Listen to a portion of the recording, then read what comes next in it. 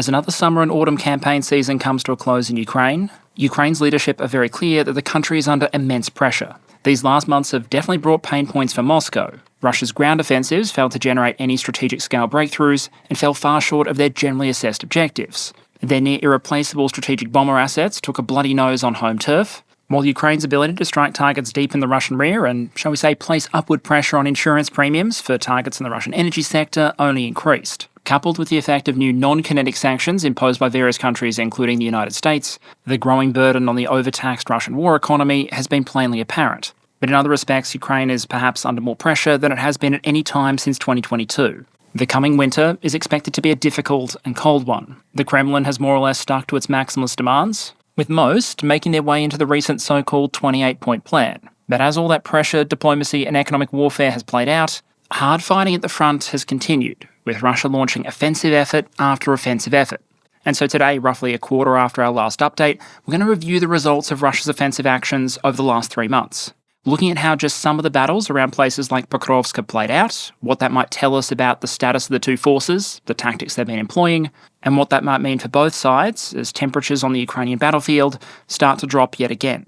To do that, we'll start with a bit of background, going through Russia and Ukraine's potential objectives over the last several months of fighting, how the military aspects of those objectives interact with other issues like diplomacy and economics, and then going through a couple of areas of the front that are interesting but which we don't have time for a detailed look at today. Then we'll zoom in on a couple of battles that represent major efforts for either or both sides. Mostly that'll be a focus on the Pokrovsk area, but we'll cover a couple of other fronts like Zaporizhia and Crimea as well. Before we jump into it though, let me welcome back a returning sponsor. Unfortunately, it's just not possible for every major global event to get its own 1-hour PowerPoint. Sometimes news headlines might have to do, but different organisations might often choose to elevate different information or angles to the headline, meaning if you want to get a slightly fuller view, you're going to want to see more than one. For example, this headline reports an explosion in Russia's Black Sea port city of Novorossiysk. This one gives us a potential cause, a Ukrainian strike, and flags an impact on oil shipments, while this one introduces a potential so what factor, a jump in the oil price. The tool being used here to quickly flip between headlines is long-term channel sponsor Ground News, a combination website and app that doesn't just draw on thousands of news sources around the world, it also potentially provides context. I'm a big fan, for example, of often having ownership information right there. It also allows you to do things like hone your coverage in on particular topics that interest you, as well as potentially draw on tools like the blind spot feed. What that can potentially allow you to do is gain a bit of awareness of what's being reported by sources you might not ordinarily consume, which, whether they're good sources or not, might give you greater awareness of what others might be seeing and reading. For me at least, that's often a point of curiosity, and it's one of the reasons why I've been using Ground News for years at this point. So if you're interested, there will be a link in the description that'll give you access to a 40% discount on a Ground News Vantage plan, which is the one I use, and which gives you access to a full range of features. And so with my thanks to Ground News for being this channel's longest running sponsors, let's get back to it. Okay, so on the understanding that military campaigns are usually fought for reasons, even if they're very bad reasons, I think it's important to put Russia's summer and autumn 2025 offensives into the context of what they say they're trying to achieve. Because as much as Russia might deploy different and sometimes contradictory narratives to justify what they're doing, there are some elements of the Russian demand list that have been relatively consistent. Among other things, there are territorial demands, and Ukraine has to disarm and swear off foreign alliances. That was true early this month when Peskov said that Russia was willing to seek a quick end to the Ukrainian conflict, but only after achieving its stated goals. It was reportedly true in the recent discussions between Steve Witkoff and Kirill Dmitriev, and it was true way back in 2022, when reportedly some of the deal breakers in negotiations were Russian demands that Ukraine seriously reduce its military and accept security guarantees that were effectively subject to a Russian veto. And while the exact extent of Russia's immediate territorial ambitions appears to have waxed or waned, we've seen some Russian political figures, for example, discuss the possibility of going after Kharkiv or Odessa, as well as the currently claimed regions. The demands around disarmament and security guarantees, or lack thereof, are in and of themselves arguably a deal breaker from Ukraine's perspective. Because if they were to give up things like their long-range weapons, their military capacity, and their relationship with the NATO states, their ability to deter a future Russian invasion would be seriously diminished, leaving them with no guarantee, other than Moscow's pinky promise, that this wouldn't happen again, and under circumstances much more favourable for Russia, because the Russian military would be given time and scope to rearm, while Ukraine would be prevented from doing so. That might go some way towards explaining then why, in order to achieve those objectives, Russia has continually leaned on military means. From Moscow's perspective, there are arguably at least two interrelated win conditions here. Either they directly achieve their political goals by military means, so destroying the Ukrainian military and seizing the territory they claim, and then accepting war termination around that new status quo, or they inflict so much pressure on Ukraine and its allies, for example, by trying to break down Ukraine's energy sector and its military capabilities, that they're able to force Ukrainian capitulation even in the face of these maximalist demands. At the same time, Moscow might see a need to achieve one of those win conditions without hitting any of its potential failure points. If you're cutting away at Ukrainian military potential, but in the process dulling the Russian military blade so much that you'd be better off hitting people with the handle, then the Ukrainians might not see a reason to capitulate no matter how hard their own situation is. Likewise, if a military victory is possible, but not before critical economic and political issues mount at home, then from Moscow's perspective, that's not good enough. The Russians have a lot of time and economic endurance to work with, but not an infinite amount of time. The reason why I bring all this up in a Battlefield Update episode, even though we've gone through some of this before, is because it helps explain why Russian forces are always going to have an offensive impetus. I've sometimes seen pro-Ukrainian commentators suggest that Russia is essentially stupid for launching continuous costly attacks on a battlefield where the defender is so heavily advantaged. But while I think it might be fair to sometimes criticise occasionally Evel Knievel-inspired offensive tactics by the Russian military, they want to take ground and they want to wear down the Ukrainian military. And to do that, they need to attack. Ukraine, by contrast, appears to have changed its strategic objectives significantly over the course of the war. Initially, the goal was simply survival. Then, when the special military operation started to fall apart, it became reclaiming all of Ukraine's territory by force if necessary. Then, arguably starting when the mid-2023 offensive failed to achieve its objectives, we started to see those goals dialed back. And currently, the public Ukrainian position is to try and force the Russians to accept a ceasefire along the current battle line, at which point negotiations can begin.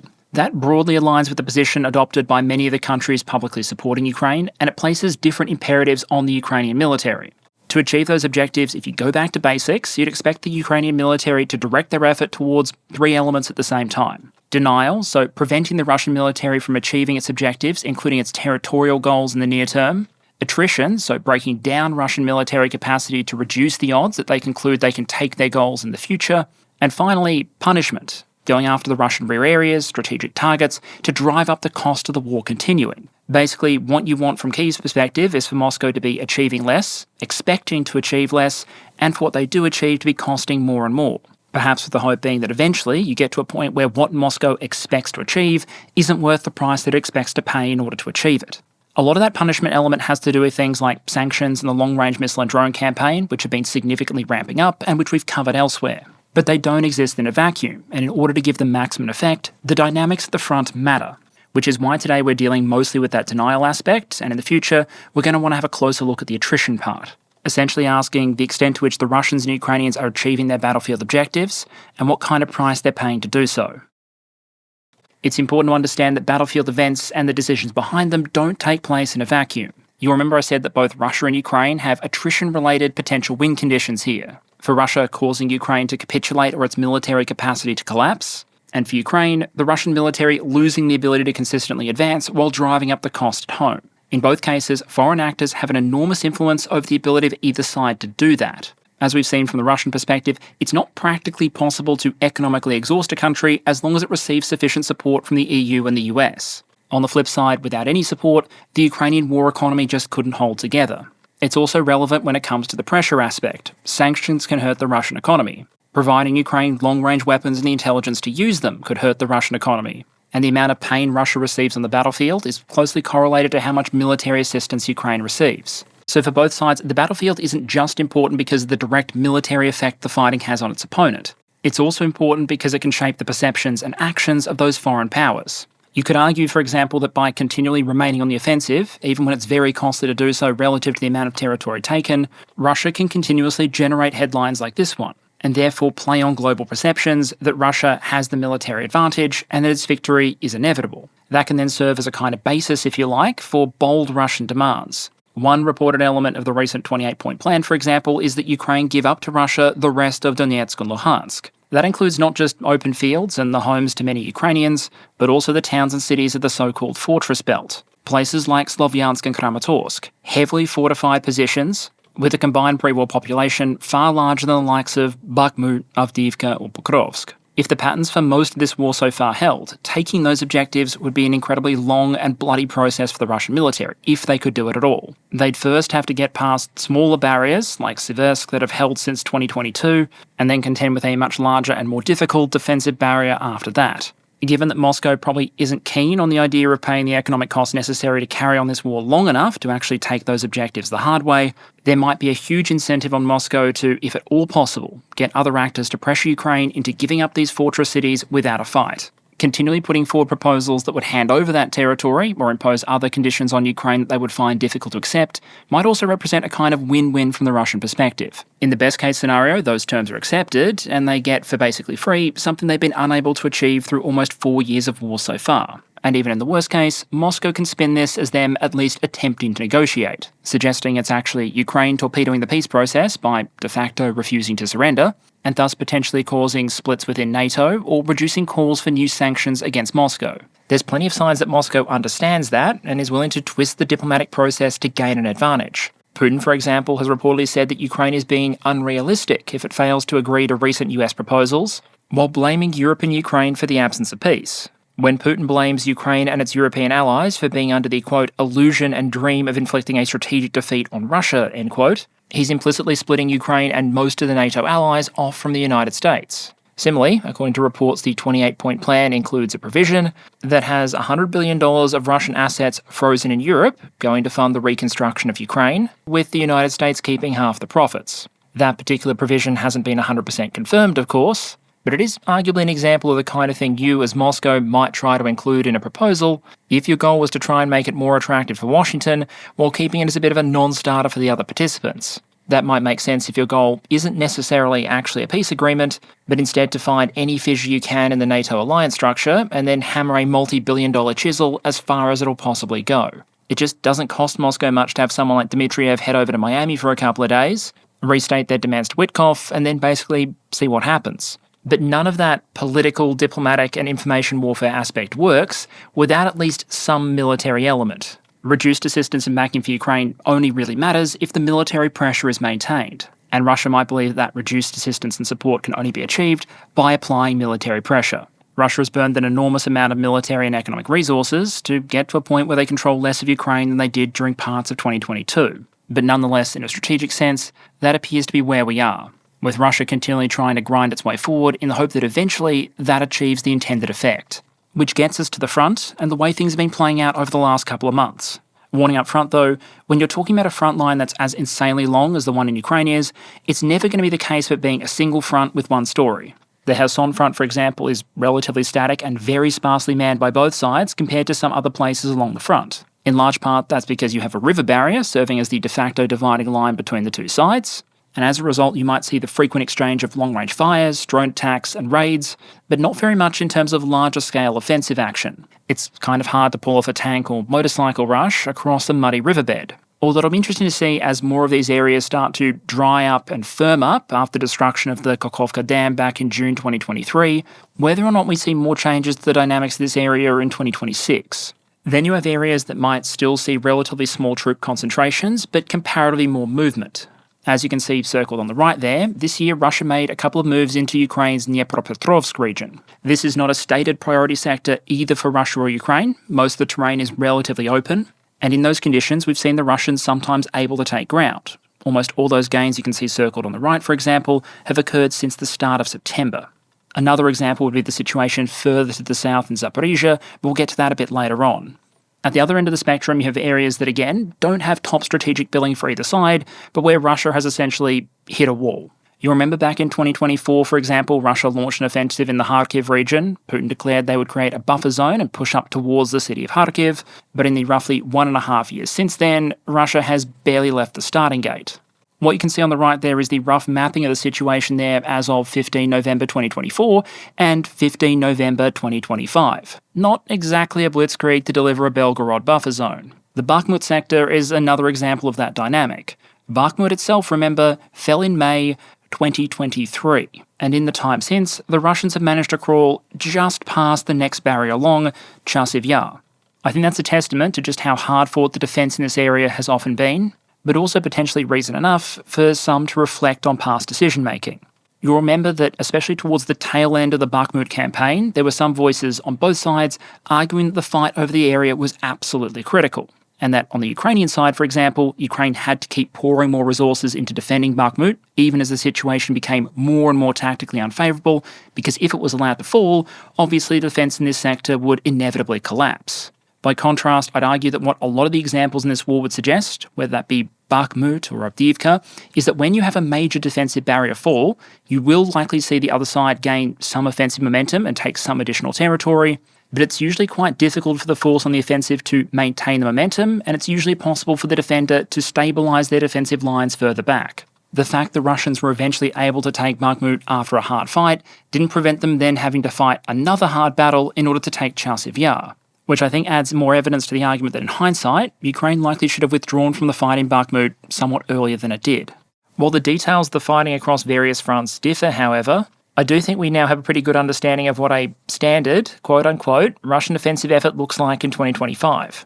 On the right there, I've thrown up some maps of the area that includes Kupiansk, 1st June and mid-November respectively, to illustrate this concept at a slightly more zoomed-out level. Whereas earlier in the war you might have seen Russia attempting big operational-scale mechanised breakthrough and exploitation efforts, with big lines on map that cut deep into Ukrainian territory, that's long proved basically unworkable both in the face of Russian losses and also Ukrainian defensive tactics. In particular, Ukraine has effectively combined defensive barriers and obstacles like landmines and fortifications, very decentralised and very responsive artillery fire, and an absolute shit ton of drones, which give a very high level of situational awareness and a lot of lethality, meaning on Ukrainian battlefields, mass has sometimes gone from kicking ass to being ass. The Russian adaptation at the tactical level then has been to increasingly turn to infiltration tactics, where you might have individual or very small groups of troops try and advance, often on foot or on motorbikes, on the understanding that a lot of them aren't going to make it, but some of them will filter through the very thin Ukrainian lines, dig in and conceal themselves,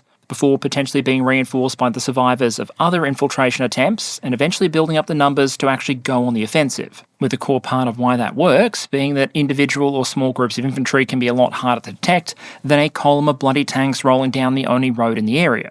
At a more operational level, it's to use those tactics that enable the Russian forces to steadily nibble their way forward, to slowly work not so much through Ukrainian defences, but around them. The general Russian approach appears to be to try and create these bulges in the line, surrounding Ukrainian sectors, preferably on at least 3 sides, and then using other assets, like drones, loitering munitions and long-range fires, to place pressure on the supply lines that remain. When you hear various sources talking about operational encirclements in Ukraine, this is often the concept they're discussing. Not a physical encirclement where you have a ring of Russian troops around the Ukrainian defensive positions, but one where the Russians are wrapped around on most sides and then try to close off the remainder using artillery and drones. In an ideal world, what that can potentially allow the Russians to do, albeit very slowly, is make it very painful and difficult for the Ukrainians to hold the positions that remain in that pocket, eventually forcing them to either withdraw or attrit away, in part because you're often going to be limited by how fast blokes can move stealthily on foot. This is seldom the kind of approach that can deliver rapid territorial gains, and it's going to be expensive, especially on the infantry forces. You'd probably struggle in a lot of Western militaries, for example, to get doctrine adopted that called for infantry to advance on foot in groups of 1s or 2s, while adopting an approach to casualties that would have made Lord Farquaad proud. But we've seen the Russians adopt this approach at multiple points along the front, including in some of the areas that the Ukrainians have defended most heavily. Which gets us to the focus of a lot of this recent news, the battle for Pokrovsk. While picking the exact start date for the battle is always going to be somewhat subjective, what's clearer is that this has been a long fight. Pokrovsk gained some of its relevance as one of the next major defensive barriers in Russia's way after Avdiivka fell in February 2024, and many chronologies will mark the start of the fight for Pokrovsk itself as July that year. The first 6 months then, and stop me if you've heard this story before, were mostly consolidation and incremental advances by the Russians, moving past Avdiivka towards Pokrovsk and starting the long process of trying to essentially reach around the agglomeration. On the top right there, you can see the approximate situation on January 1st this year, where the southern part of the grasp has started to form around Pokrovsk, which I've thrown an orange circle around, and then the situation on July 1st on the bottom right, which illustrated that Russian effort to the northeast of Pokrovsk really hadn't had the same success pushing west that the others in the south had. When we last talked about Pokrovsk back in August, I believe, the situation had started to become more critical. The situation shown on the bottom right there is as of 1st August, and as you can see, the assessment at the time was that those 2 additional months of fighting had allowed Russia to grind forward to the north of the settlement, getting Pokrovsk closer and closer to a point where it would be enclosed on 3 sides rather than generously 2. When we did that update, we flagged the risk to the ground lines of communication supporting and sustaining Pokrovsk, and the most reasonable assessment at the time was that the settlement would eventually be taken by the Russians. The key question was time, both in terms of how long it would take the Russians to further stretch their positions around the settlement, problematising holding it, and when or if the Ukrainians would decide to pull out. As at time of recording in mid-November, this is how Deep State Map sees the situation. And while exact territory delineations will differ depending on what map you're looking at, the key point here is if you look not just at that red but also at that grey zone, you both have an assessed Russian presence across most of Pokrovsk itself, and a very narrow pathway for the potential resupply or evacuation of Ukrainians who remain in the area. A lot of the recent fighting then has been over this remaining supply corridor, with the Russians trying to tighten their operational encirclement and potentially turn it into a full encirclement, while the Ukrainians have tried to hold the door open, so to speak, often in the form of localised counterattacks against some of these more extended Russian forces. Some of those efforts have worked, some have not, but they do highlight the degree of priority both sides appear to be giving this particular front. We saw, for example, special forces belonging to Ukraine's military intelligence forces used in a helicopter landing operation against the southern arm of the Russian choke. And based on what we've seen publicly released by both sides about this kind of operation, I think it allows us to make a couple of observations. One, that Ukraine was willing to risk these kind of elite assets to try and change the situation on the ground here. No one, including the Ukrainians, have an infinite supply of special forces troops. There are a lot of missions that those troops would be suitable for. So if you're going to commit them to essentially an elite infantry role here, there's a significant risk and opportunity cost associated with that. Meanwhile, if we look what the Russians have publicly released about how they responded to those operations, it highlights some of their strengths and weaknesses at a local level. On one hand, Black Hawk helicopters were able to come right up to the front in order to land troops, even if the Ukrainians were taking a significant risk. That probably doesn't make for a moment the Russian air defence units are going to take particular pride in. Although part of the driver here might be the wider phenomenon of ground-based air defence systems being pushed further back from the line, because they, like just about everything else out there, are vulnerable to drones and indirect fires, and so most commanders probably aren't going to risk pushing their valuable GBAT assets right up to the front line. On the other hand, as you'd expect, Russian drone forces at a local level appear to be very lethal. We've repeatedly seen small drones used as a response, not just against this operation, but other Ukrainian efforts as well. And in this case, the casualties those drones appear to have inflicted are against troops that, in qualitative terms, Ukraine might find difficult to replace. On one hand, Ukrainian drones can make it very difficult for Russia to advance, but on the other side, Russian drones can make it difficult for Ukraine to take back territory once Russia is dug in. To attack, you need to expose yourself, and in Ukraine, exposing yourself is often a lethal exercise. The drone threat, coupled with limited infantry numbers, means that often positions, especially in Pokrovsk itself, have been somewhat fluid and difficult to assess. You've had situations where Russian troops might pop up in an area nominally thought to be controlled by the Ukrainians, potentially raise a flag or try and ambush drone teams, for example, while in other cases, as you can see on the left there, the Ukrainians might push a team into what was thought to be Russian-controlled territory or at the very least a grey zone, raise a flag, which might raise questions about who controls a particular position, but very rarely definitively answer them. Troops in basements and buildings can be mixed in among one another, and the lines, such as they exist, appear to often be reasonably porous. There's also a couple of dynamics about how the Russians appear to be operating the sector that I think are worth flagging. And to help do that, we have a very rare event on this channel. I'm actually going to show a short video clip. It's one you may have seen going around, showing Russian troops on the move in the Pokrovsk sector. So while it was a relatively short one, I think there's a couple of things that stand out there. The first is that it demonstrates that while the main Russian operational effort here might be to try and close the pincers around these Ukrainian defensive positions, that doesn't mean the Russians aren't continually pushing more troops into, for example, Pokrovsk itself. Videos like this are often geolocated, showing Russian troops trying to move into that urban area, with the video also giving us some clues as to how that movement might be possible and what kind of force is making it.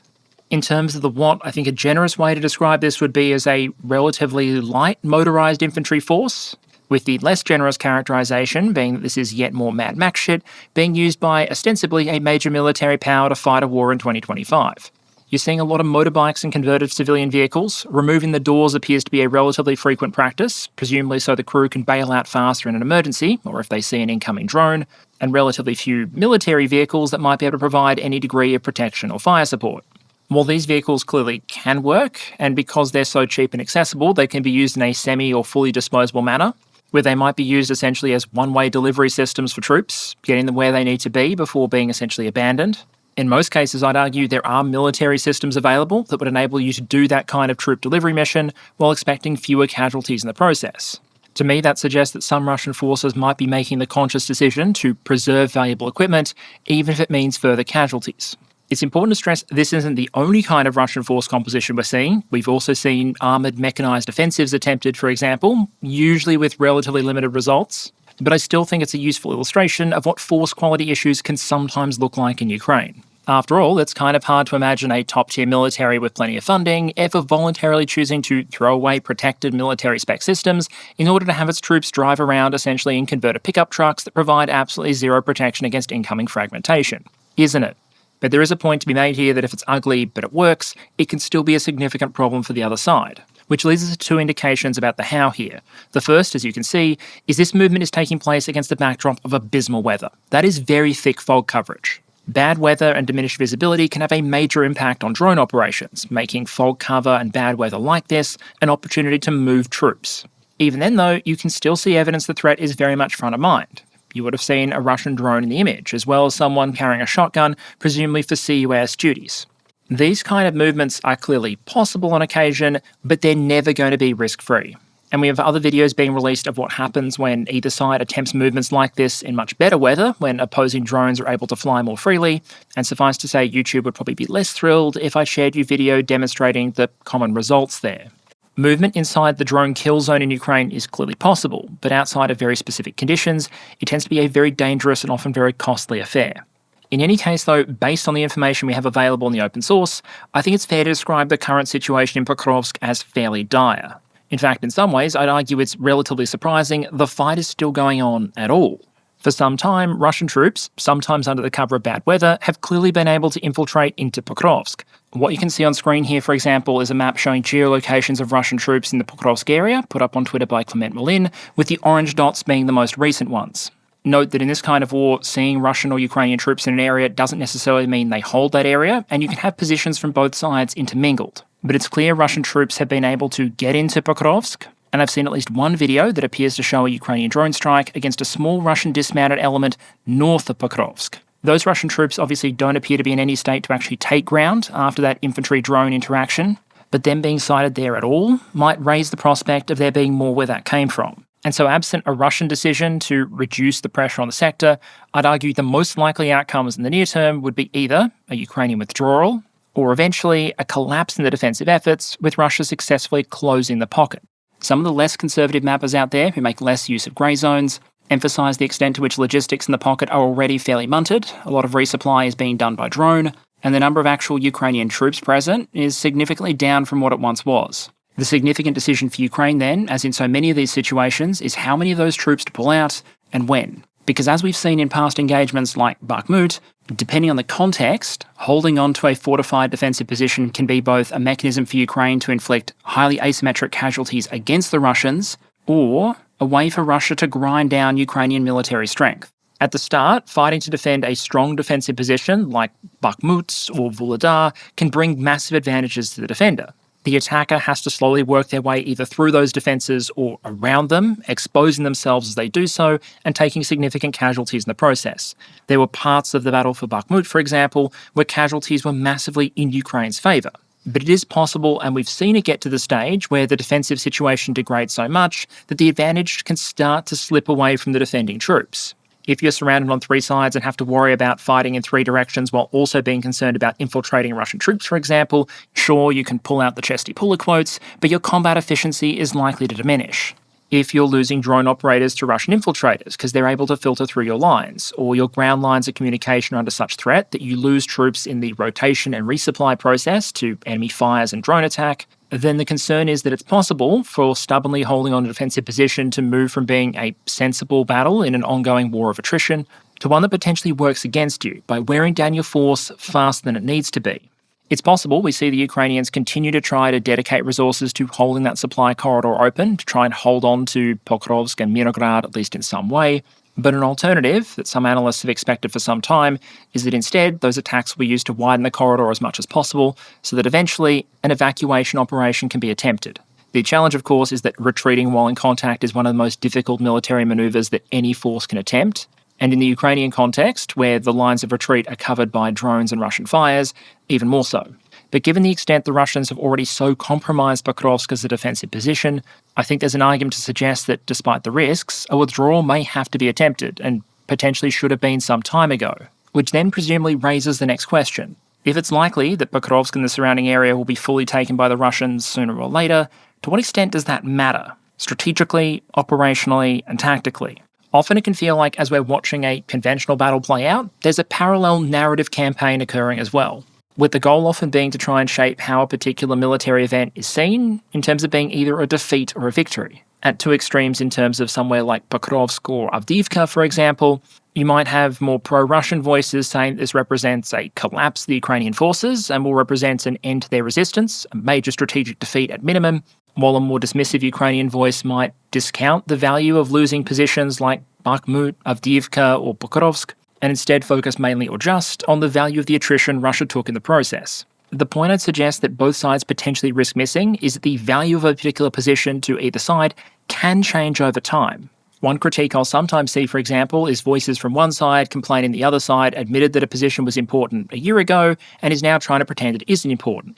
You've seen pro-Russian voices use that narrative at places like Pokrovsk or Bakhmut, while if you go back to 2022-2023, it was sometimes the Ukrainians mocking the Russians for claiming places like Kherson were vital and forever Russian, or that Liman was logistically vital, only for those places to be somewhat discounted once the Ukrainians took them back. While yes, there's often some goalpost shifting going on, the marginal value of taking a position like Pokrovsk is going to change based on the context. If you look at Pokrovsk for the Ukrainians back in January 2024, for example, it was a critical logistics hub. At this point, fighting is still going on around places like Avdiivka, Horokhovka, Krasnohorivka. And in that context, as you can see from the map, Pokrovsk has a natural logistics role to play. In that situation, suddenly losing it or having it destroyed would be massively detrimental to Ukraine's actions elsewhere. By comparison, the marginal cost of defending it is relatively low, because it's incidental to defending all those other frontline locations anyway. So at this point, it's an operationally valuable location. Cut forward to November 2024, the Russians have started to advance slowly to the west of Avdiivka, and now Pokrovsk has a different value. It still potentially has some logistic significance, but a lot of those positions that it was supporting have now been taken by the Russians, and the Ukrainians have no interest in logistically supplying them with anything other than high explosive. And in that respect, drones and artillery are usually preferred as delivery options anyway. Now, though, you could argue Pokrovsk has significant military value as a defensive position. It's a reasonably sized urban agglomeration, and we've seen how difficult it is for Russia to take those over the course of this war. And at this point, it has a relatively open supply route to the west, which makes sustaining that position relatively less costly. Pokrovsk at this point is going to be very valuable to the Ukrainians, at least in this area, and also to the Russians. Because if they were to be able to take it, they would undermine some of those defences elsewhere, rob the Ukrainians of its remaining logistics function, and also remove a defensive barrier to further advances. In the current situation, though, Ukraine can't really derive any of that same value. The area has become a logistics black hole, not a logistics hub, and that, among other factors, makes it problematic in terms of value as a defensive position. A potential remaining point of value would be denial, not allowing the Russians to use this position. But even then, the military value of Pokrovsk to the Russians, we'll leave aside the question of politics, propaganda and public perception for a moment, also in many ways comes down to what would happen next. There are some elements of what Russia could potentially gain that we can be relatively confident about. If they were able to secure Pokrovsk, for example, it might provide decent shelter for Russian drone operators. They could potentially come forward, turn basements and buildings into base positions, and in so doing, move some of their control and launch sites further forward, which might risk Ukrainian vehicles and positions further back. It would also remove a stubborn defensive obstacle to further advances, although to be clear, there are Ukrainian defences beyond this. And then in terms of the logistics value of the location, that would likely change depending on how close the front lines remain to the area. If the lines are still comparatively close and you continue to have swarms of Ukrainian drones hovering over Pokrovsk the way you currently do, then just as per the Ukrainian experience, it's going to be more difficult to use the logistics hub than a position that's further back and less vulnerable to attack. The core point here is twofold, that if you're trying to assess the value of taking Pokrovsk, it depends both where you set your baseline and what you assume will happen next. The second point is the very fact that a place like Pokrovsk could be a defensive barrier being fought over in November 2025 arguably demonstrate just how incremental this war is and how much expectations have changed since 2022 and 2023. Some of you, for example, might remember this image, I believe from May or June 2022.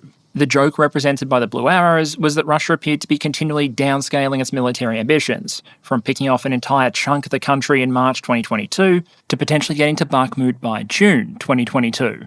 And the bit marked by the red square there is Pokrovsk, a position being fought over and potentially on track to fall towards the end of 2025.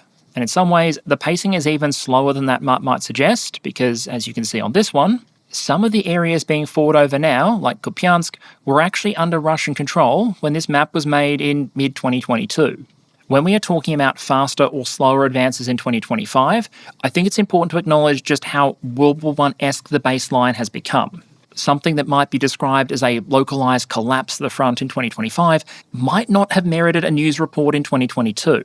Perhaps nothing illustrates that change more than stories like this one, which was run in Russian state media, which literally ran the following headline: Russian troops liberate bakery plant in Kupiansk in Kharkov region. According to the report, Russian assault teams have advanced considerably along Zhezhinsky Street over the past 24 hours. With the highlight of the report being a claim that assault teams had taken 7 buildings and a factory structure that the Ukrainian army had previously been using. We are apparently at the point where state media will run stories about taking individual buildings. This is arguably not that far removed from the heroic defense of Burger Town making its way into the national American media, and I think illustrates fairly well the crushing dynamics of the territorial aspect of this fight for both sides. For the Ukrainians, despite their best efforts and the enormous costs, they have not yet succeeded in stabilising the front line. While for the Russians, while they've been able to maintain offensive initiative and some degree of momentum, the rate of territorial advance remains, in strategic terms, abysmally slow. It's just not reasonable to expect that the Russian military would conquer even their stated territorial objectives in Ukraine, Donetsk, Luhansk, Zaporizhia, and Kherson, if it takes the better part of 2 years to go from the fall of Avdiivka to the fall of Pokrovsk, or from the conquest of Bakhmut to moving past Chasiv Yar.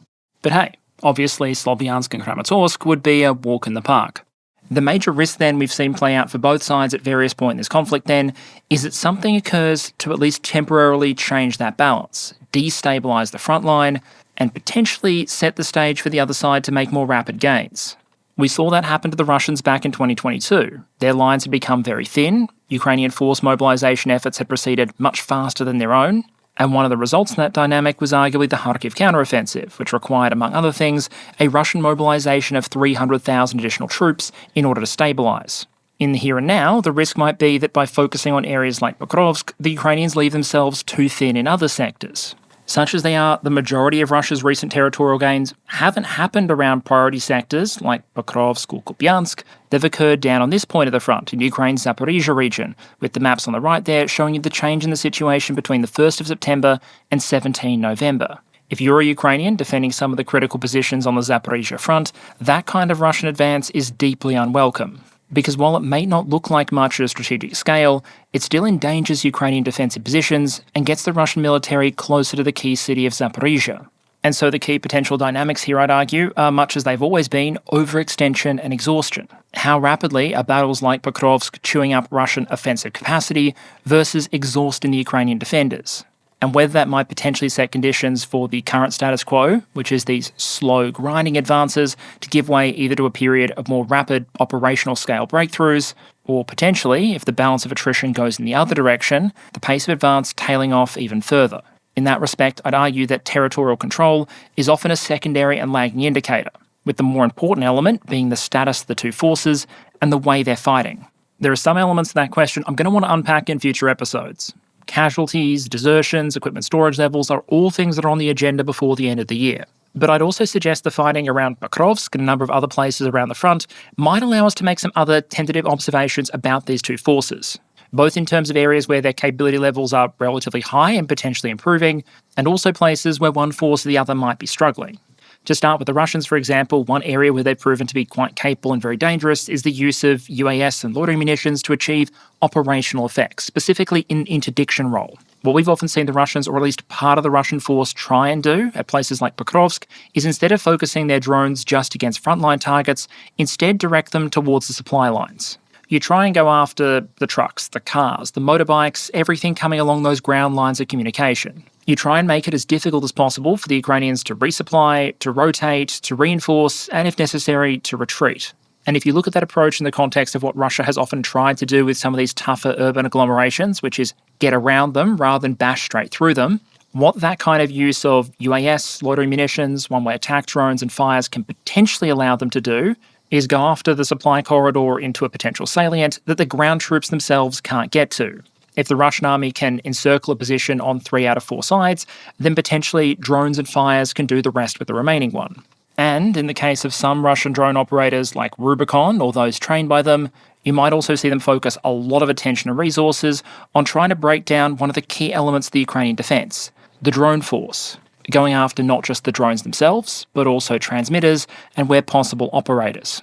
The idea there appearing to be that if you could push the Ukrainian drone operators further back, you might degrade their ability to provide an unmanned greeting party to small groups of Russian infantry trying to move into or beyond the grey zone. Some observers have noted that this phenomenon is part of what makes specialised Russian formations like Rubicon so dangerous. Not just because they themselves are very adept at these kind of tactics, but also because they can teach those approaches to other Russian units.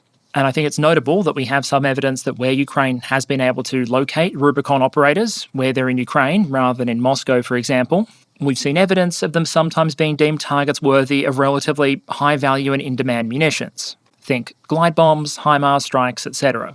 These tactics obviously can't be 100% effective when it comes to choking off supplies. You'd still expect to see a trickle coming in by drone, for example. But I'd suggest this approach was a significant part of what eventually enabled the Russians to push the Ukrainians back the way they did in the Kursk region, and is also a noteworthy part of the story around Pokrovsk. Key parts of that puzzle are not just the tactics, but also the technical and resource factors. Doctrine without resources is just theory crafting, and intention without equipment is just daydreaming. I can say I want to go to the moon next week, but without a bloody spaceship, I'm not likely to get there. And so in order to try and execute on these deeper interdiction-style operations, the Russians have rolled out a number of tools. What you're seeing on the right there, for example, is a system we saw shot down back in August, which is basically a Russian all-armed reconnaissance drone that's been converted into a kind of airborne drone aircraft carrier. The long-endurance fixed-wing drone flies over the target area, releases the parasite quadrotors, and then those can presumably go about attacking targets in the relevant area. In other cases, the setup might not include a fixed-wing drone like this, but instead a larger rotor drone functioning as a repeater, a carrier, or both. What you can see on the right there is a Ukrainian take on that concept, a larger Queen Hornet drone, on the top right being used as a carrier for a smaller FPV, and on the bottom as a carrier for a repeater. In both cases, you're contributing to that core goal of trying to get that weaponized FPV into the target area, and then trying to ensure you maintain enough signal for long enough that you get the explosive it's carrying where you want it to be. Another Russian approach has been to, instead of taking drones with FPV-style features and then figuring out ways to make them fly further, instead taking drones that can already fly a long way and giving them FPV-style features. We've seen Russia, for example, take the weaponized Dorito-style systems, the Gerberas and Shahed-type stuff, and come up with versions that are intended to go after dynamic battlefield targets, like a supply truck, for example. One way to do that has been to take a Shahed-style system that would normally navigate with a combination of GNS and INS, and instead add a camera system and facility for direct manual control. So an operator can take control of it the way they normally would a much smaller drone and pilot into a relevant target. The Ukrainians have reported on the destruction and use of these systems this year, but we did get a bit of advance notice from the Russians. The image on the right there, for example, shows essentially what we're talking about. A one-way attack drone with a claimed range of 2,000 kilometres, but now you have a sensor package up front that might facilitate this kind of tactical employment. My assessment would be that from a technical and tactical perspective, the Russians have gotten better at using their drones and loitering munitions against Ukrainian supply lines. And I'd suggest one reason the situation didn't get even worse from a Ukrainian perspective is that Russian adaptation has proceeded in parallel with the Ukrainian counter-adaptation. The Ukrainians have been rolling out interceptor drones and the units to operate them in larger and larger numbers, and those are one of the primary countermeasures to these sort of longer-range drone attacks. Fixed-wing ISR drones and loitering munitions in particular are one of the preferred target types for a lot of interceptors. And so I think it's fair to suggest that if these things weren't showing up essentially at the same time, Ukrainian supply lines in several places might be under even more pressure. On the flip side, though, there are some elements where the Russian force combination is still clearly struggling. Between the ability to slowly move forward on the ground around a resistant objective, largely using things like infantry infiltration tactics, and the ability to use drones and fires to try and choke off remaining supply routes, Russia has come up with a combination that, all else being equal, you'd expect to deliver results eventually. What it doesn't really have is an ability to deliver results quickly or cheaply.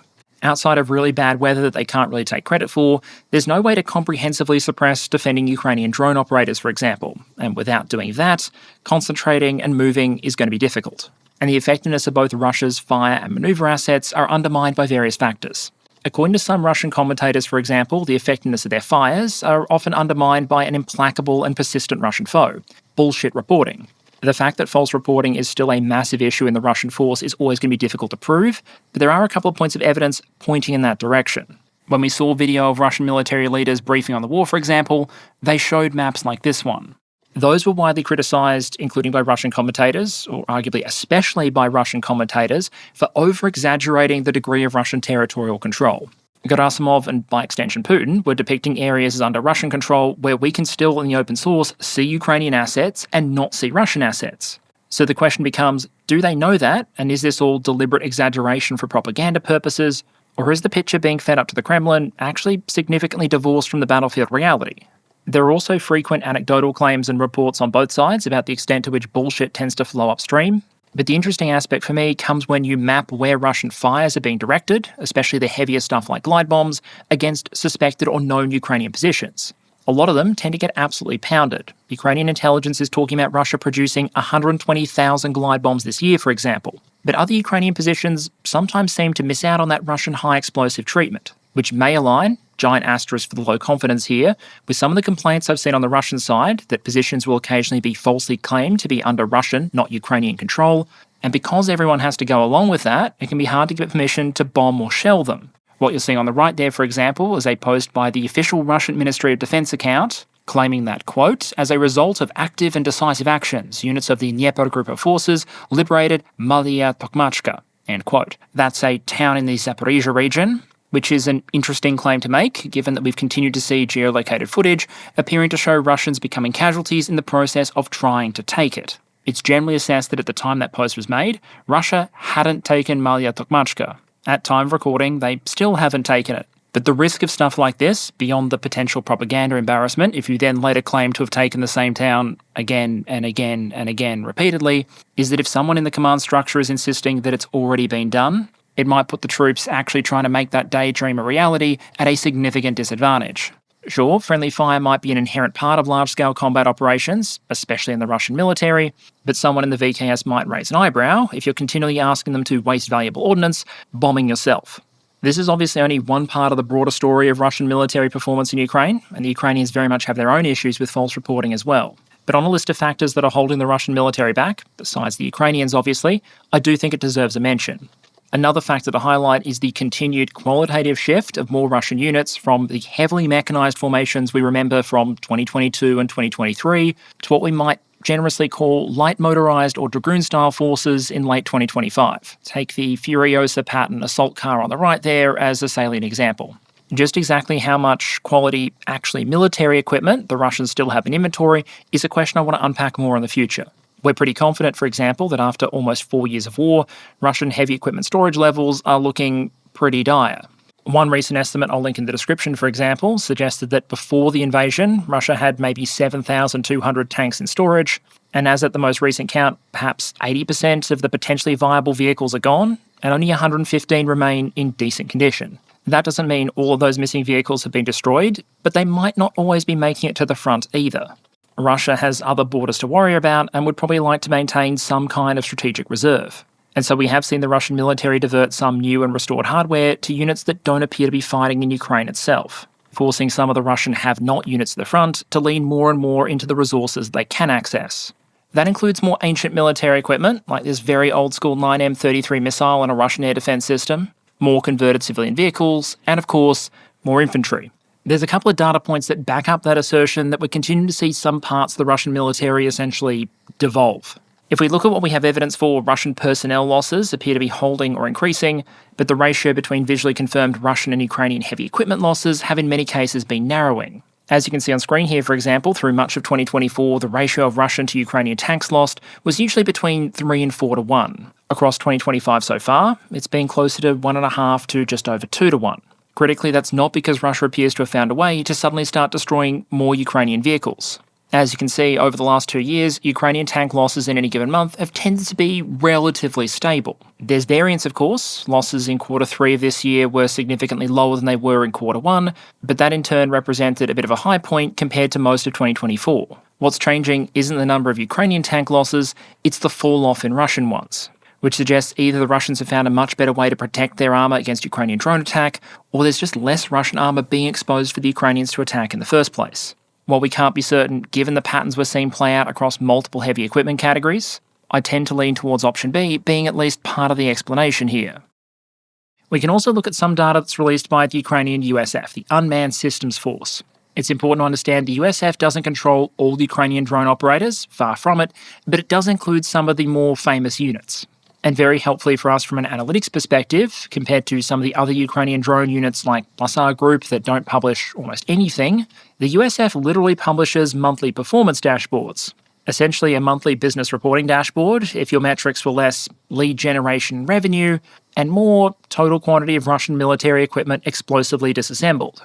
As I've said repeatedly in the past, I think you need to be very, very careful using the numbers that are put out by either side during a war. Overclaiming is just a historical reality, and it's very difficult even for a force that wanted to stomp it out to eliminate it entirely. But what I think is interesting and potentially useful here is the pattern. The chart you can see on screen here shows the number of vehicles claimed destroyed or damaged by the Ukrainian USF force grouping in June, August and October across three categories: tanks, APCs, IFVs, ACVs, etc., and towed artillery. As you can see, even though the USF has been ramping up operations, claim losses in tanks and towed artillery have been relatively static. For the APCs and IFVs, the numbers did jump significantly in October as the Russians renewed a number of mechanised infantry attacks. But generally speaking, a lot of the ramp-up in the stuff the Ukrainians claim to be hitting isn't in these heavy equipment categories. It's in things like motorbikes and buggies, where the number went up more than 4 times between June and October.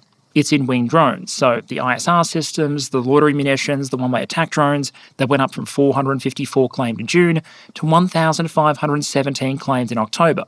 And, perhaps most notably, it's in the Russian personnel category, jumping from 4,521 claimed killed or wounded in these drone attacks in June to 8,060 claimed killed or wounded in October.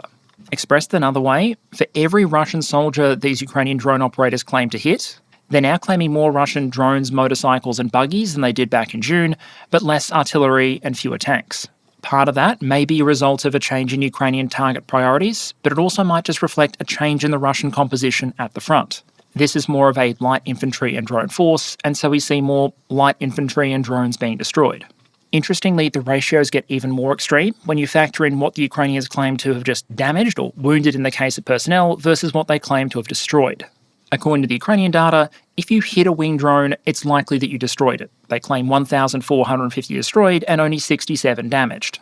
For Russian personnel, the claim is about 1.4 dead in these drone attacks for every 1 wounded. Whereas when you're talking about the less squishy stuff, armour and especially towed artillery, the odds of that equipment surviving go up significantly. For the APCs and IFVs, damaged outnumbered destroyed roughly 3 to 1, and for towed artillery, by far more than 10 to 1. Again, keep in mind where these numbers are coming from, but I think they're useful for at least 2 reasons. They give us one extra data point on what the Russian military at places like Pokrovsk likely looks like and what parts of the force are absorbing the damage, while also helping draw attention to some of the potential strengths and weaknesses of the Ukrainian force defending. And on the plus side for the Ukrainians, commentators on both sides tend to accept that Ukrainian drone operators are incredibly dangerous, that those forces are continuing to expand, and that while the Ukraine might now have less of an advantage in drone operations overall than they previously did, especially at a tactical level, there are still some areas of definite strength.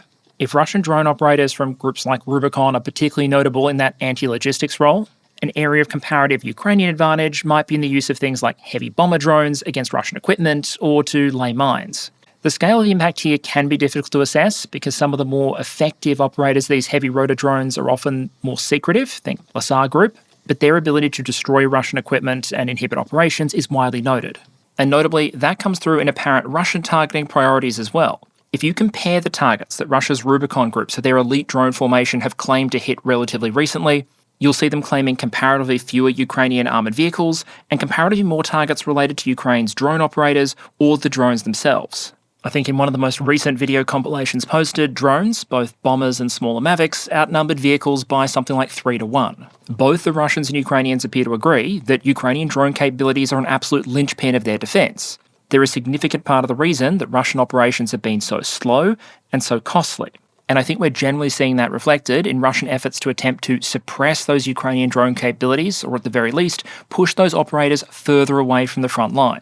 The Ukrainians are also arguably ahead when it comes to designing and fielding interceptor drones effectively and in significant numbers, and we've also seen them mirror the Russian use of larger one-way attack drones as tactical weapons. An example here would be the Ukrainian FP2, which is normally used as a one-way attack drone against targets deep in the Russian rear, but we've also seen used against Russian military targets. Not just buildings, but also things like air defense systems, again with the help of a connection to an operator and a different sensor package. I bring this up because, at the risk of oversimplifying, there's an argument that historically the Ukrainians have had a bit of a gap in their drone threat range. Closer to the front, you have the very effective Ukrainian FPVs and bomber drones. Deep in Russia itself, we have plenty of pyrotechnic displays that serve as evidence of the effectiveness of Ukrainian long-range one-way attack drones. But you could argue there was less relative capability in very roughly the 30 to 300 kilometre range bracket, where you might be engaging things like ammunition depots, fuel storages, operational targets. And that's where potentially some of these larger systems might have a bit of a role. Yes, they're larger, easier to intercept and more expensive, but they give the Ukrainian drone force more reach and the ability to deliver much larger warheads. A building that might not care if you hit it with 2 to 4 kilograms of high explosive is probably going to notice if you explosively renovate it with somewhere between 40 and 100. The flip side to the Ukrainian drone forces is the very tired, very overstretched Ukrainian infantry. In a lot of places, as we've seen, the blue and yellow line can get very, very thin. And part of the reason why these Russian infiltration tactics can work, where you continuously try and move up small groups of infantry, a lot of them die, some of them make it through and accumulate, is because there are gaps in the Ukrainian line for those infantry to sometimes filter through. As I've said before, you need to think of this less as a solid World War I style trench line, and instead small dispersed infantry positions that might only be made up of a couple of blokes. That gives the Russians fewer Ukrainian infantry targets to go after and enables a comparatively smaller force to cover a wide frontage, but it does leave gaps. It can lead to positions intermingling. And in yet another iteration on what is basically a historical constant, it can mean the life of an infantryman at the front in Ukraine is bloody difficult. One manifestation of this is that in at least some cases, the ratio between drone operators and supporting arms and the number of dismounted infantry that might be carrying out a particular combat task has shifted more and more in favour of those support elements. If back in 2022, when the infantry firmly outnumbered the drone operators and you might see a platoon of dismounts carrying out a task supported by 1 or 2 quad rotors, now you might read reports of a handful of infantry preparing to assault an enemy position, supported by a much larger number of drone operators. The infantryman is still necessary in order to hold or take a position, but there are strong imperatives on parts of the Ukrainian force to substitute more drone power for manpower wherever possible. That isn't uniform practice, but it is something I think anecdotally we've seen more and more. What's probably helping to push the Ukrainians in that direction isn't just that drones are very effective, which they are, especially when combined with other assets like artillery, it's that personnel inflows and outflows are inconsistent across different parts of the force. With the increased Russian emphasis on targeting Ukrainian supply lines and support elements rather than the frontline infantry, coupled with the fact there are fewer Ukrainian infantry around, some reports suggest we have started to see the balance of Ukrainian casualties shift away from those frontline infantry elements.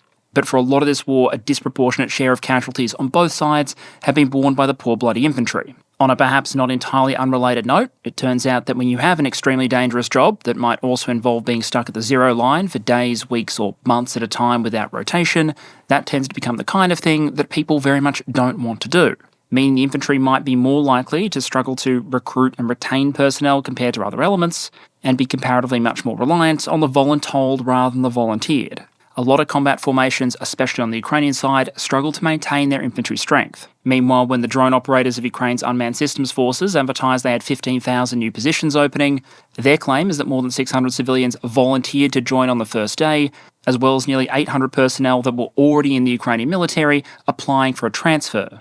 Now, that's just one day, one claimed example. But it is, I think, potentially indicative of a wider pattern. Some elements of the Ukrainian defensive formula, the drones, the decentralised fires, are becoming more capable and more numerous as time goes on, and you see that reflected in the Russian casualty figures. But without solving that underlying infantry manpower issue, it's hard for the Ukrainians to stabilise the front, and it leaves the force constantly locked in a kind of firefighting mode. There aren't always enough reserves available, so different units get switched to different points along the front to deal with locations where those Russian infiltration tactics have started to create a local issue.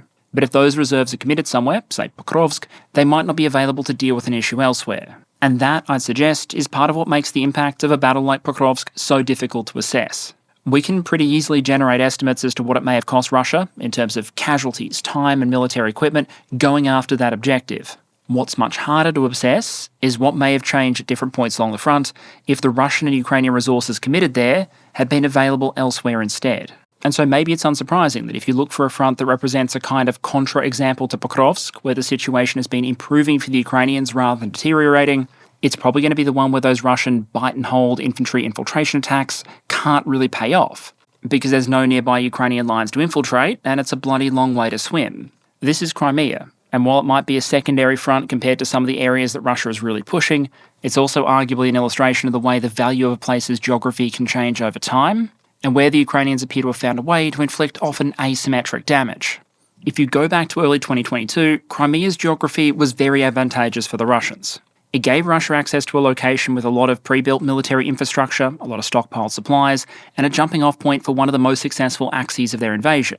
If Russia hadn't had access to Crimea, for example, it's hard to imagine them ever making it to Kherson, let alone threatening Odessa. But even though Russia subsequently took significant chunks out of Zaporizhia and Kherson, it hasn't been all sunshine and rainbows for Crimea. Initially, it benefited from multiple layers of defence. There were a lot of aircraft based there, the Russian Black Sea Fleet projected power from there, and the Russians seized a number of platforms in the Black Sea and turned them into early warning and air defence installations. Over time, though, a lot of those assets were pushed back, destroyed, or seized by the Ukrainians. The Russian Black Sea Fleet was essentially pushed away from Crimea. A lot of the air assets were moved, and the oil and gas platforms seized or destroyed. And as Ukrainian drone and missile technology has improved, Crimea and its supply lines have steadily become more vulnerable. Rail transportation on that northern Zaporizhia route has become a bit of a favourite for Ukrainian partisans, who have constantly sabotaged railway infrastructure or derailed entire locomotives, as in this case, or this case, or this case, you probably get the idea. As the range of Ukrainian drones has increased, they've become a part of this story as well. Because while an individual drone might not carry enough payload to do any significant damage to railway tracks, if you can find a BYO chemical energy solution, like a Russian fuel train, you can potentially get results. That doesn't mean Ukraine has been able to cut off these supply routes by any stretch, but it does give them a long artery that they've been able to continuously nick away at.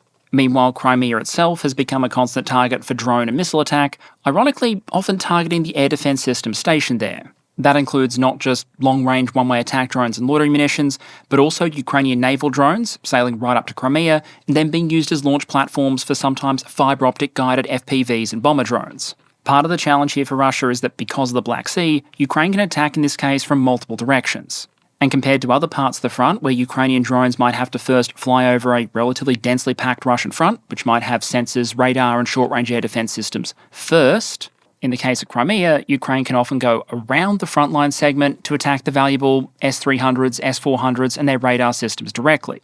But there are enough valuable operational and strategically significant targets in Crimea that the Russians likely feel obliged to continue providing with air defence anyway. And that dynamic, where Russia is basically obliged to continue feeding valuable equipment into the grinder for Ukraine to poke away at, is the kind of dynamic where the Ukrainians might be able to run up the numbers. As a very, very rough estimate, if you look at 2025 as a whole, we've seen a video of roughly one Ukrainian strike against Russian air defence systems or radars in Crimea every 4 to 5 days. Of those, only a small minority, maybe 1 or 2 per month, make it into the visually confirmed loss data, usually because of the absence of aftermath footage.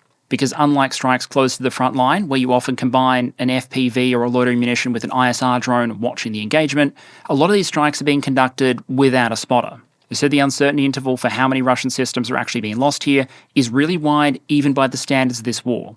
But given the relatively low cost of these Ukrainian attacks, which overwhelmingly rely on low-cost unmanned systems and one-way attack drones, that probably still represents a significant economy of effort at a time where Russia probably wants as many air defence systems as it can for home defence. Go back to 2022, and I doubt Russian technical protecting the Kremlin was on anyone's bingo card. Any stretch or degradation in Russia's ground-based air defence systems has the potential to be extra relevant if Ukraine succeeds in continuing to mature their long-range missile capabilities, as we have some evidence they might be. Ukraine's specialty still very much seems to be swarms of relatively low-cost one-way attack drones, but missiles like Long Neptune or various Western systems represent a much higher complexity target for air defence systems. They're also potentially much more destructive, and in some cases we've seen Ukraine use them against air defence systems themselves. The images on the right there, for example, show the apparent aftermath of one recent Ukrainian strike of that kind. I bring all this up to illustrate one of those points I raised right at the start. Both Russia and Ukraine have multiple things that need to come together in order to make their potential theories of victory, if you like, work. In some of those areas, like long-range strike or the ability to inflict damage on the Russian economy, Ukraine's capabilities have been growing visibly over time. But those strengths are being weighed against two very important areas of vulnerability: the ability to keep the front at least acceptably stable in the face of constant Russian offensive pressure, and the diplomatic and information struggle, where Ukraine faces, to paraphrase President Zelensky, immense pressure and an impossible choice. Now, while we could go around and keep looking at different parts of the front, Kupiansk, Seversk, etc., I think it's worth zooming out for a bit of a bigger picture look at what we might take away from Russia's autumn campaign and what we might expect going into the coming winter. On the one hand, I think the fighting demonstrates that no one has yet come up with a good way to attack on the modern, drone-infested and transparent battlefield. Many past Ukrainian offensive successes have relied on the element of surprise, but it's kind of hard to guarantee that your opponent will pull the military equivalent of always obligingly turn around when you point and say, look that way. While Russia's evolving infiltration-based approach clearly is a solution, but given the speed and costs involved, probably not one that many militaries would rush to want to replicate. And I think it's far from clear that the Russian military or the Russian economy has enough in the tank to make it to its stated territorial goals, one assault larder at a time. On the flip side, the Ukrainian military and Ukrainian society is clearly under immense pressure. We'll go into these issues in more depth in the future, but suffice to say the Ukrainian military is struggling against a shortage of infantry, issues with mobilisation, AWOL personnel, and exhaustion among units that in some cases have been at this for years at this point, all the while trying to adjust to a supply situation where the US is no longer a major military backer. Domestic industry has tried to pick up the slack. According to Zelensky, 40% of the weapons being used by the Ukrainians at the front are now made in Ukraine. But leaving aside the potential accuracy or not of that figure for a moment, there is still multiple critical capabilities for which Ukraine is almost entirely reliant on Allied support. In the first half of this year in particular, Europe stepped up in a big way, but fully replacing the United States in any military scenario is never going to be a small ask, and Ukraine is now facing a surge in diplomatic pressure right off the back of a domestic corruption scandal that's already brought down 2 ministers. On one hand, in some respects, that's to be expected. Like many post-Soviet states, corruption is one of Ukraine's more dubious inheritances. As tracked by Transparency International, the country has been improving. In 2012, by their measure, Ukraine was more corrupt than Russia. But after the revolution in 2014, the two nations started to diverge. As you can see on screen, the situation in Ukraine improved, peaking in 2024, while Russia's already dismal score dropped considerably over the course of the war. But despite the improvements, corruption is still very much a blight on the country. And while it might be a good sign that some of the ministers involved have already faced consequences, strategically the timing and the optics of this have potentially worked in Russia's favour. At the same time, Russia's position is clearly weaker than they try to maintain. The war economy is clearly being squeezed. Each exercise in can kicking becomes more expensive and disruptive than the last one. In many units, quality appears to be down, desertion rates up, and while Russia has significantly evolved tactically, they've still struggled to find an approach that offers a choice of operational forward gears beyond the likes of glacial or slow. Whether those Russian challenges become critical or not, though, is clearly highly contingent. Ukraine is dealing with a stretched front line and facing a cold winter at home and uncertain support abroad. What matters now are clearly things like the determination of the Ukrainian military, decisions made in foreign capitals, and some of that familiar harsh arithmetic of war. Losses, replacements, and available reserves. We'll try and put some data around all of those in future videos. But for now, I imagine a lot of Ukrainians will be nervously watching the diplomatic process play out as the military prepares for the challenge of another year of winter fighting. And with that, let's do a channel update to close out. Firstly, on the channel itself, thank you for your patience. When I got sick last week, I hadn't originally intended to take an entire week off, but in the end, I'm kind of glad I did. My voice was pretty shot, I wasn't doing my best work, and my hope is that by taking that week off, what we might finally see is some stabilisation in the schedule. Beyond just getting this video done, I've also made a significant start on several others, including a number that have been selected by the patrons. And so my hope now is that instead of constantly chasing the Sunday deadline, I'll instead be a bit ahead of it. And if something ever comes up, I'll have something to release in the interim. So again, thank you for your patience over the last week or two, but I hope it's going to lead to better content and a more reliable release schedule in the end. As far as the episode itself goes, remember, a lot of it was put together last week before the news of the 28-point plan came out. In the end, rather than pivoting to too much discussion around it, I decided to stay focused on the more battlefield-centric elements. And if it's still relevant in a week or two, I'll bake it into a future Ukraine update. I'd also include a bit of a warning or asterisk that comes with a battlefield update like this one, basically highlighting one of the dichotomies of the battlefield in Ukraine. On one hand, even though the pace of Russia's advance has changed over time, it's been relatively quicker more recently, for example, Overall, the main constant for most of this war has been just how slowly the battle lines change. The flip side, of course, is that some of the factors keeping that battle line slow are very fast-moving. Technical and tactical adaptation, aid decisions, even the weather. And we're very much at a point in this war where the stability of the stability shouldn't be taken for granted. The wrong decisions or enough ignored issues on either side could either burn out the offensive momentum or alternatively destabilise Ukraine's defence. Both sides are facing pressure and threats in different ways, and for Ukraine, battlefield conditions are extremely difficult, even as their long-range strike campaign grows into its own. There are some very real risks in play for both sides, and a lot of uncertainty as we head into the winter. That said, we'll probably try and unpack some of the relevant factors there in December, but until then, let me just thank you again for your support, your engagement, and your patience, and with any luck, I'll see you all again next week.